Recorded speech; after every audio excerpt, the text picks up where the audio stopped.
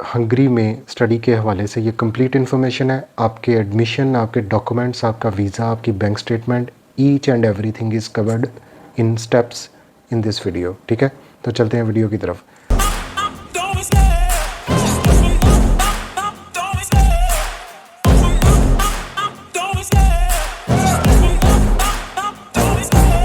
पहले 1 minute Hungary के लिए। ठीक है, हंगरी जो है वो यूरोपीय यूनियन का एक कंट्री है, शेंजन जोन में आता है, जिसमें 27 कंट्रीज़ हैं। 7 कंट्रीज़ के बॉर्डर जो है वो हंगरी के साथ लग रहे हैं। ठीक है, इसका कैपिटल बुडापेस्ट है, जो एक बड़ी ज़बरदस्त टूरिस्ट डेस्टिनेशन है यूरोप में। ठीक है, पॉपुलेशन राउंड अबाउट जो है वो 10 मिलियन है 2023 में। और यहाँ पे जो इनकी करेंसी है ये हंगेरियन फॉरेंट इसको बोलते हैं। स्टडी के हवाले से why we choose Hungary, Hungary की क्या खसूसियात हैं उस पर मैं बात करूँगा।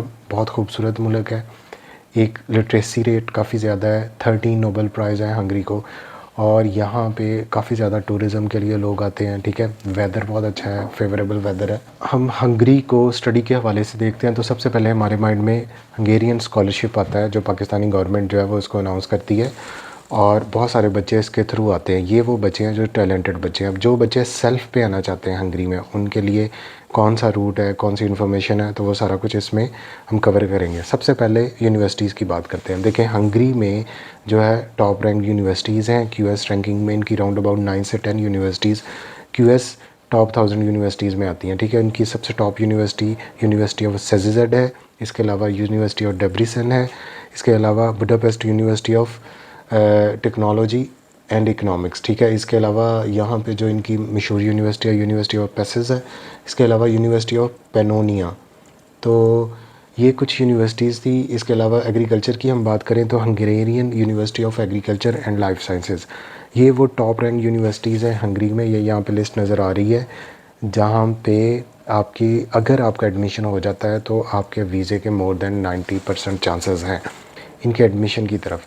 देखें, हंगरी में अगर आपने एडमिशन लेना है तो अगर आप फाउंडेशन प्रोग्राम में जा रहे हैं या आप इंटरमीडिएट के बाद जा रहे हैं तो आपके मिनिमम जो है वो C ग्रेड या 60% आपके मार्क्स होने चाहिए। 50 to 60% डिपेंड करता है यूनिवर्सिटी पे। ठीक है, बैचलर्स में जा रहे हैं तो आपकी CGPA 3.0 से जो है वो, मास्टर्स में जा रहे हैं तो 3.0 से ज़्यादा होनी चाहिए। कुछ यूनिवर्सिटीज़ हैं जैसे प्राइवेट यूनिवर्सिटीज़ होती हैं वो 2.5 से भी ऊपर जो है वो ले लेती हैं एडमिशन। ठीक है, एज की कोई लिमिट नहीं है। हाँ, स्टडी गैप जो है वो कुछ मैटर करता है। 5 ईयर्स तक एक्सेप्टेबल है ईज़िली।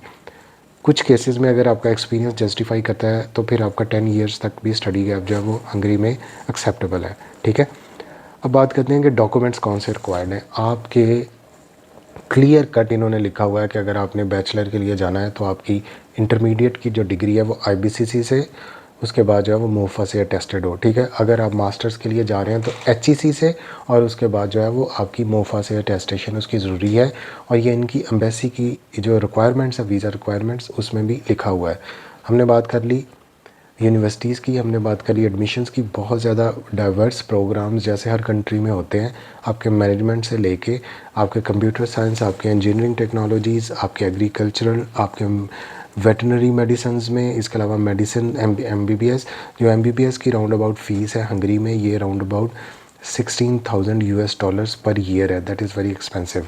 ठीक है, और यहाँ पे आपकी जो एवरेज फ़ीस है बाकी डिफरेंट यूनिवर्सिटीज़ की, ये रेंज करती है। मिनिमम जो फ़ीस मैंने ऑब्ज़र्व की है वो राउंड अबाउट €2,000 पर ईयर है, और जो मैक्सिमम फ़ीस है यूनिवर्सिटीज़ की वो है राउंड अबाउट €8,000 पर ईयर। तो यहाँ पे एवरेज जो पर सेमेस्टर फ़ीस है सेल्फ फंडेड स्टूडेंट्स की, बहुत सारे स्टूडेंट्स हंगरी को जब लेते हैं तो वो इसको स्कॉलरशिप्स पे आते हैं। जो सेल्फ फंडेड स्टूडेंट्स हैं उसकी फ़ीस यहाँ पे जो एवरेज यूनिवर्सिटीज़ की रेंज है वो 3,000 to 5,000 यूरोज़ पर सेमेस्टर है। ठीक है, इससे कम भी वाली यूनिवर्सिटीज़ भी मिल जाती हैं। तो सबसे जो इम्पॉर्टेंट फैक्टर है वो आपका स्टडी प्रोग्राम है और आपकी यूनिवर्सिटी सिलेक्शन है, जो आपके वीज़े को मैटर करेगी। माठी यूनिवर्सिटी में एडमिशन ले लेना BA निकालते हुए कि जी फ़ीस इसकी कम है, प्रोग्राम आसान है, एडमिशन क्राइटेरिया कम है, लेकिन वीज़ा साइड पे आपको प्रॉब्लम आ जाती है। तो सबसे पहले अपनी जो अच्छी यूनिवर्सिटी है जिसकी रैंकिंग है उसमें अपना एडमिशन सिक्योर करें, उसके बाद वीज़े के आपके चांसेस हायर हो जाते हैं। ठीक है, बात कर ली हमने एडमिशन की प्रोसेस की होगी। अब इंग्लिश की क्या रिक्वायरमेंट है, जो सबसे बड़ा कीड़ा है जो यूरोप के लिए भागते हैं, क्योंकि जो बच्चा आइल्स कर लेता है वो तो डेफिनेटली यूके, ऑस्ट्रेलिया या यूएसए की तरफ ही जाता है। लेकिन जो आइल्स नहीं करते या आइल्स करके बच्चे, अगर कुछ कम्पिटेंट बच्चे हैं जो कम फीस वाले कंट्रीज़ में जाना चाह रहे हैं या फ्री एजुकेशन में, वो जर्मनी जाते हैं, वो नॉर्वे जाते हैं, वो फिनलैंड जाते हैं, वो डेनमार्क जाते हैं। लेकिन जो बच्चे आइल्स के बगैर, उनके पास ऑप्शंस में हमारे पास पोलैंड है। इसके अलावा यहाँ पे हंगरी में बहुत सारी यूनिवर्सिटीज़ जो हैं वो आइल्स के बगैर इंग्लिश प्रोफिशिएंसी लेटर पे आपका एडमिशन दे देती हैं। जैसे Budapest university of technology and economics, ये भी उस पर एडमिशन दे देती है आपकी इंग्लिश प्रोफिशिएंसी लेटर पे। इसके अलावा जो यूनिवर्सिटी ऑफ डेब्रिसन जिसकी बात की, सेकंड टॉप रैंक यूनिवर्सिटी है हंगरी में, ये भी एडमिशन दे देती है आपको उस पर इंग्लिश प्रोफिशिएंसी सर्टिफिकेट पे। अब मैं आपको थोड़ा सा प्रॉपर थोड़ी सी छोटी सी गाइडलाइन 1 मिनट का आपको एडमिशन गाइडलाइंस बता दूं आपको कि कैसे आपने यूनिवर्सिटी ऑफ डेब्रिसन में एडमिशन लेना है। आपने उनका एप्लीकेशन फॉर्म फिल करना है। एडमिशन सेल का जो डेडलाइंस हैं इनकी, मेजर इनटेक देखें 2 इनटेक्स हैं, एक फरवरी इनटेक है और एक जो है वो सितंबर इनटेक है, जिसको आप जो है वो ऑटम या फॉल इनटेक बोलते हैं और स्प्रिंग इनटेक को फरवरी इनटेक बोलते हैं। तो जो फेब इनटेक है इसके एडमिशन्स क्लोज हो जाते हैं, एप्लीकेशन डेडलाइन जो है वो नवंबर के अराउंड अबाउट होती हैं। और जो स्प्रिंग जो आपका विंटर इनटेक है या जो मेजर इनटेक है, इसके एडमिशन्स ओपन हो जाते हैं जनवरी से, और इनकी जो मोस्टली डेडलाइंस हैं ये मई तक हैं फॉर इंटरनेशनल कैंडिडेट्स, ठीक है। और उसके लिए आपने उनका एप्लीकेशन फॉर्म यूनिवर्सिटी ऑफ डेब्रिसन का फिल आउट करना है, ठीक है। उसके अलावा आपके बैचलर के ट्रांसक्रिप्ट्स, आपकी डिग्री, आपका इंटरमीडिएट की जो है वो डिग्री वो टेस्टेड हो मोफा से और जो है वो रिस्पेक्टिव बोर्ड से या एचईसी से। इसके अलावा आपका इंग्लिश प्रोफिशिएंसी सर्टिफिकेट, आपकी एप्लीकेशन फ़ीस जो राउंड अबाउट 150 यूरो है फॉर इस यूनिवर्सिटी। यहाँ पे हंगरी में जो यूनिवर्सिटीज़ की एप्लीकेशन फ़ीस है ये मिनिमम 100 यूरो है और कुछ यूनिवर्सिटीज़ की 150। अब यहाँ पे एक और बड़ी जो इम्पॉर्टेंट चीज़ है या जो रुकावट है आपके एडमिशन में, वो है यहाँ का एंट्रेंस एग्ज़ाम। हर यूनिवर्सिटी अपना एक एंट्रेंस एग्ज़ाम लेती है जिसकी फ़ीस जो है वो नॉन रिफंडेबल फ़ीस है 250 यूरो। अब उस एंट्रेंस एग्ज़ाम में अगर हम बात करें तो वो है आपका मैथ बेस्ड टेस्ट है, ठीक है। उसका सिलेबस यूनिवर्सिटीज़ के पोर्टल पे अवेलेबल होता है। जनरल मैथ के उसमें ज़्यादातर क्वेश्चंस होते हैं। इसके अलावा इंग्लिश के हो सकते हैं अगर आपके पास इंग्लिश प्रोफिशिएंसी सर्टिफिकेट नहीं है, ठीक है। मैं एडमिशन्स आपको बता दिया, फिल आउट करेंगे, सारी रिक्वायरमेंट्स पूरी करेंगे तो आपका एडमिशन जो है वो आ जाएगा। फिर उसके बाद आपने फ़ीस पे करनी है तो फिर आपका वीज़ा ऑफर लेटर आएगा। यहाँ तक हो गया आपकी यूनिवर्सिटी एडमिशन, आपकी फ़ीस, आपके प्रोग्राम्स। अब हम आ जाते हैं वीज़े की तरफ। वीज़े पे आने से पहले आप सुन लें, बैंक स्टेटमेंट आपको लास्ट 6 मंथ्स की चाहिए विद प्रूफ ऑफ फंड्स, कि आपके फ़ंड्स कहाँ से आए, कहाँ से आपने किए। आपकी अपनी बैंक स्टेटमेंट हो सकती है, आपके किसी स्पॉन्सर की हो सकती है, उसका एफिडेविट साथ में लगेगा। और वीज़ा डॉक्यूमेंट्स के हवाले से जो है वो हंगरी की आप ऑनलाइन अपॉइंटमेंट जो है वो पाकिस्तान में अप्लाई करेंगे। इसका कॉन्सुलेट जो है वो हर चीज़ के मैंने लिंक्स डिस्क्रिप्शन में दे दिए हैं।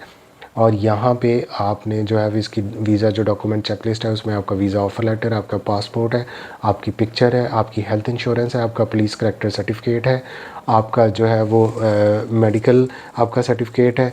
इसके अलावा जो है वो बहुत सारी जो एम्बेसीज़ हैं या जब पाकिस्तान में कैंडिडेट जाते हैं तो वहाँ पे उसका एक मैथ का जो है वो टेस्ट ले लेते हैं, वो जो थ्योरेटिकल बेस्ड पे होता है कि आपने परसेंटेज इस नंबर की परसेंटेज कितनी है, इस परसेंटेज में से इतना माइनस कर दें तो क्या वैल्यू आएगी, या कुछ बेसिक जो फार्मूले जो मैथ के हैं उसके हवाले से क्वेश्चनिंग हो सकती है। तो ये थी वीज़ा के वाले। वीज़ा जो प्रोसेस टाइम है ये अराउंड अबाउट 2 से 3 मंथ्स है।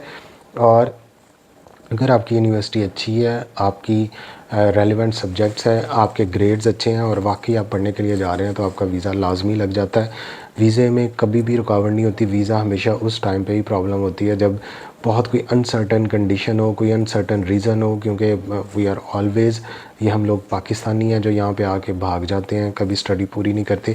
अभी सिर्फ 1 हफ़्ते बाद जो है वो बच्चे स्टूडेंट जो हैं वो यूरोप जो पहुँचते हैं 1 हफ़्ते बाद गायब हो जाते हैं और अगली ज़िंदगी उनकी जो है वो मुख्तलिफ फूड रेस्टोरेंट्स में काम करते, फूड डिलीवरी में, कभी इधर छुप के भागना, कभी उधर, तो कागज़ों के पीछे शादियाँ करनी, फिर इंक्वायरीज़ होनी, बहुत बहुत लंबे चक्रों में पड़ते हैं। तो मेहरबानी जिस काम के लिए आते हैं उसी को जारी रखें, ठीक है।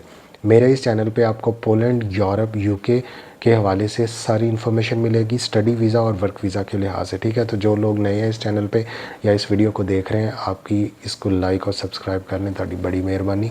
और इसी के साथ मैं इस वीडियो को ख़त्म करता हूँ। तो मिलते हैं न्यू वीडियो में। मैं कोशिश कर रहा हूँ 1 बाय 1 सारे कंट्रीज़ को जो है वो कवर अप कर लूँ। Thank you.